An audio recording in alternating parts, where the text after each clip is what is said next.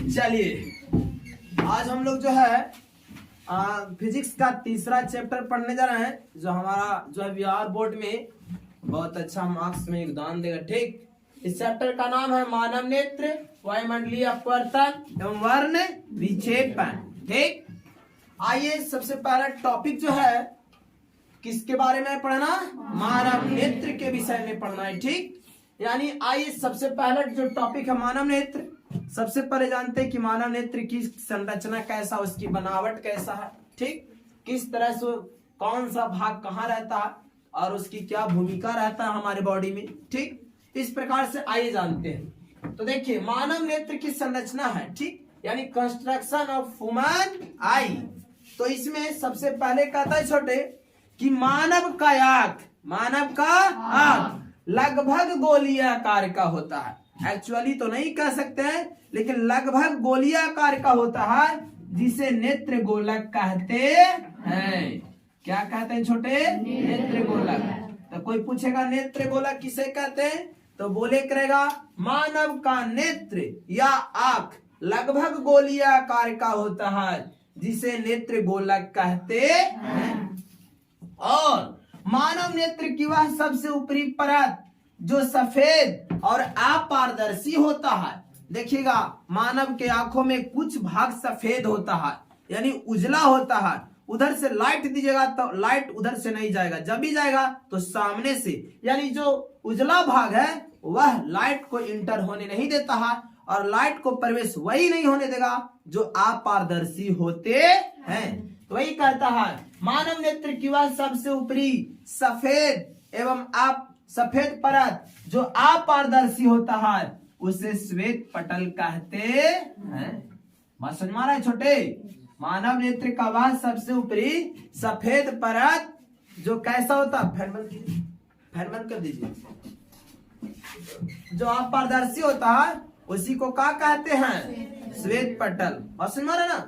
यानी कोई पूछेगा श्वेत पटल कैसा होता है, पारदर्शी अपारदर्शी दोनों, इनमें से कोई नहीं, तो क्या बोलेंगे, अपारदर्शी होता है। और श्वेत पटल का वह सबसे आगे वाला भाग देख रहे हैं ना, ये आपका श्वेत पटल हो गया।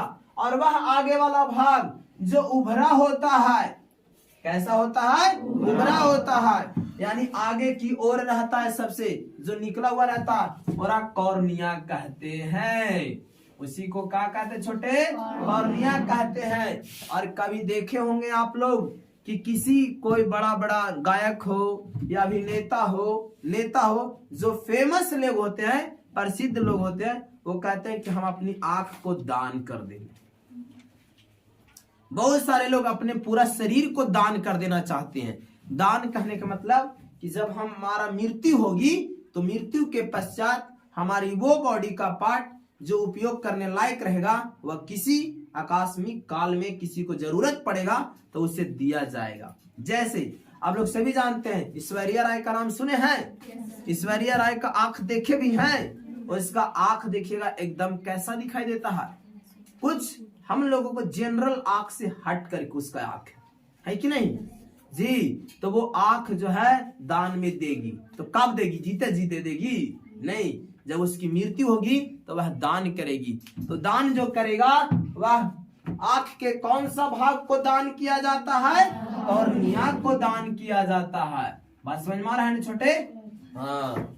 और श्वेत पटल के नीचे एक ही परत नहीं होता है, श्वेत पटल के नीचे गाढ़े भूरे रंग का परत पाया जाता है, जिसे कॉराइड कहा जाता है।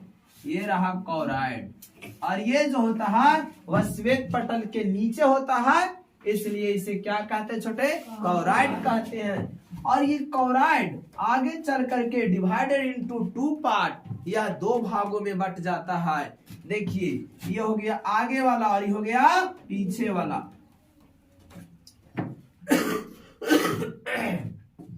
तो जो आगे वाला भाग है जो डायाफ्राम के रूप में फैलता है और सिकुड़ता है, उसको हम लोग कहते हैं आइरिस। क्या कहते हैं, आइरिस।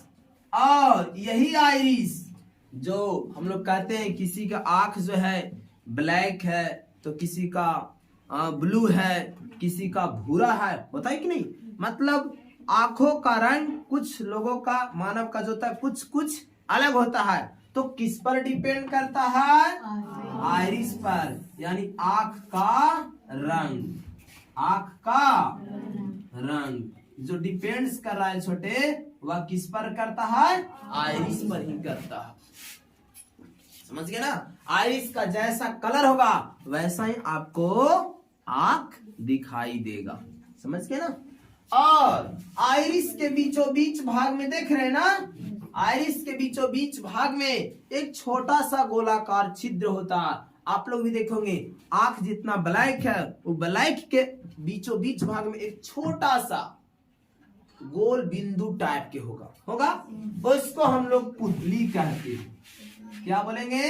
पुतली कहते हैं। और यही पुतली प्रकाश को नियंत्रण करने का काम करती है। और यह पारदर्शी होता है। जैसे ही सामने से लाइट आएगा, इससे होते हुए हमारे आंख के अंदर प्रकाश प्रवेश कर जाता है। और यही पुतली जब प्रकाश कम रहेगा तो पुतली का आकार बड़ा रहेगा, ताकि वस्तु को देख सकते हैं। और जहां पर प्रकाश अधिक मात्रा में रहेगा वहां पर पुतली का आकार छोटा होता है, ताकि अधिक मात्रा में हमारी आंखों में प्रवेश प्रकाश नहीं कर सकता। यानी प्रकाश को नियंत्रण करने का काम कौन करता है? पुतली करता है।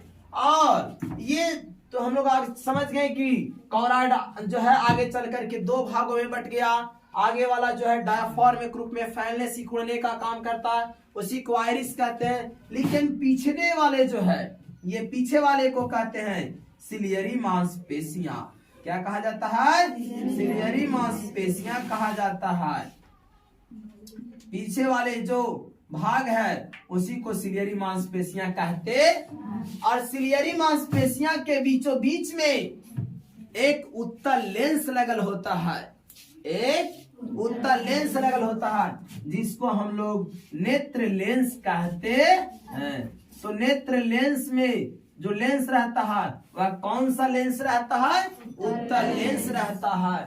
और ध्यान दीजिए, अगर कोई वस्तु को देखते हैं तो वह तभी दिखाई देगा जब उस वस्तु का प्रतिबिंब कहाँ बनेगा? रेटिना पर। तो जिस भाग पर प्रतिबिंब बनता है उसे रेटिना कहते हैं। याद रखिएगा, हम आपको देख रहे हैं या आप बोर्ड पर लिखे हुए शब्दों को देख रहे हैं तो दिखाई आपको तब देगा जब इस वस्तु का प्रतिबिंब कहाँ बनेगा? मानव नेत्र के रेटिना पर। तो आप वस्तु को देख सकते हैं। अगर रेटिना के आगे बने, रेटिना के पीछे बनेगा, वैसी स्थिति में आप वस्तु को साफ साफ स्पष्ट नहीं देख सकते हैं। और ये जो प्रतिबिंब बनता है रेटिना पर किसी वस्तु का, वह प्रतिबिंब बनता है वास्तविक एवं उल्टा। वास्तविक एवं उल्टा। आप लोग भी देख रहे हैं तो रियल में हम आपको आदमी है तो आदमी ही दिखाई दे रहे होंगे। वास्तविक में जैसा है वैसा, ये जितना लंबा चौड़ा है उतना ही, कि कभी हो सकता है लंबा आदमी रहे छोटा दिखाई देने लगेगा। बोलो, तो रियल में दिखाई देता है। और उल्टा कहने का मतलब हम लोग जानते हैं कि वास्तविक प्रतिबिंब कैसा होता? उल्टा होता। लेकिन उल्टा तो दिखाई दे ना रहा। अच्छा, उल्टा दिखाई दे रहा आप लोगों को? नहीं, हम दिखाई दे रहे हैं उल्टा? नहीं दिखाई। क्यों नहीं उल्टा दे? क्योंकि हमारे पास भी ब्रेन है। तो मानव मस्तिष्क के द्वारा बनता है आखिर वास्तविक एवं उल्टा, लेकिन मानव मस्तिष्क के द्वारा उस वस्तु को सीधा देखने की अनुभूति प्राप्त होती है। समझ गए ना। और ये जो होता है प्रतिबिंब बनेगा रेटिना पर, तो हो गया। यहां से होते हुए जो भी प्रकाश जो है हमारे ब्रेन तक पहुंचता है और रिएक्शन देगा कि शेर है, बाघ है, क्या देखा है, उसी के अकॉर्डिंग हमारा माइंड काम करता है कि नहीं। तो यह जो है कहलाता है प्रकाश स्नायु। जिस रास्ते से होते हुए प्रकाश हमारे मानव मस्तिष्क तक पहुंच जाता है वह कहलाता है प्रकाश स्नायु। इस प्रकार से हमारे इस तरह से एक पार्ट और इसमें है अभी, ये बीचों बीच में देख रहे हैं खाली स्पेस। जी सर, ये मानव नेत्र में ये रेटिना है, ये आपका देखिए रेटिना है, ये कौन है छोटे? रेटिना। और आगे वाला भाग कौन है? नेत्र लेंस। इसमें द्रव भरा रहता है। समझ गए। और इसी द्रव को कहते हैं काचाभ द्रव। क्या कहते हैं छोटे? कचाप द्रव कहा जाता है जो स्वाद में नमकीन होता है, जो स्वाद में कैसा होता है? नमकीन होता है।